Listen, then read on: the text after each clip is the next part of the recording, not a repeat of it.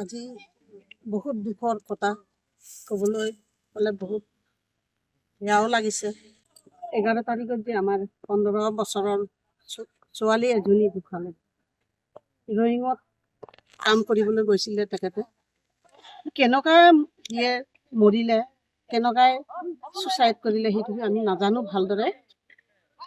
নিজৰ খুচিত না কিবা দুখ পাই পিনে মৰিলে সেইটো আমি নাজানো। মই ক'বলৈ বিচাৰোঁ আমাৰ পুলিচ SP ছাৰক ৰিকুৱেষ্ট, তেখেতে ভালদৰে জাষ্টিক কৰে, ভালদৰে তেখেতে বিচাৰটো কৰি দিয়ে। মই সেইটোৱে বিচাৰোঁ, যেনে বহুত তেনেকুৱা সৰু সৰু ছোৱালী ফুচলাই পিনে লৈ যায় কাম কৰিবলৈ। বহুত জাগাত ৰয়িং বা ইটানগৰ চাইডতো বহুত গৈছিলে, বহুতো ঘূৰি আহিছে। ক'বলৈ গ'লে বহুত বেয়া লাগিছে এই সৰু ছোৱালীজনী ঢুকাৰ কাৰণে, মৰি যোৱাৰ কাৰণে। মা দেউতাবিলাক তাৰ কেনেকুৱা দুখ লাগিছে সিহঁতে গম পায়।